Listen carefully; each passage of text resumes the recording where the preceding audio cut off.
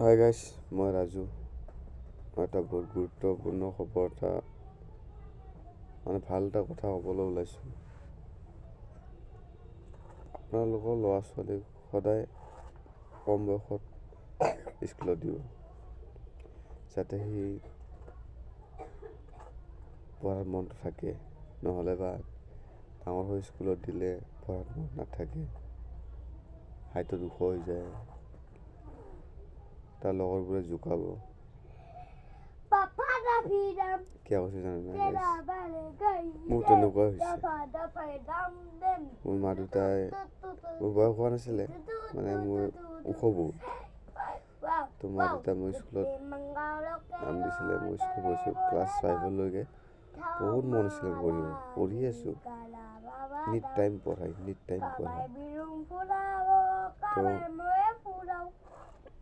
তো বৰ মন আৰু বছৰ যাই আছে, ওখ হৈ আছোঁ। মোৰ দেউতা মাতকৈ বহুত ওপৰত উঠি গ'লোঁ মই। এনেকুৱা লাগে মোৰ দেউতাৰ মই দাদেক, তেনেকুৱা লাগে।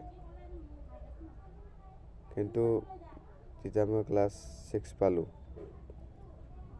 হাই ছেকেণ্ডেৰী স্কুল পালোঁ, তো স্কুললৈ প্ৰথম যোৱাৰ দিনাই প্ৰাৰ্থনা কৰি ডাইৰেক্ট ক্লাছত সোমালোঁ। ক্লাছত সোমাই কিনে গোটেই বেঞ্চিত বহিলোঁ। তাতে মোৰ বেঞ্চত 4জন ল'ৰা আছিলে, এটা ছোৱালী।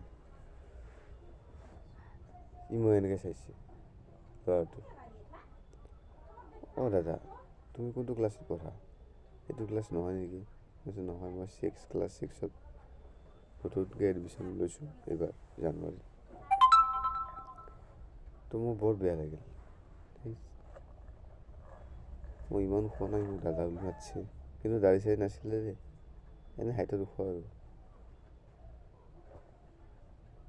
তো মেম আহিলে, গোটেইকেইটা উঠিলে, মই উঠিলোঁ।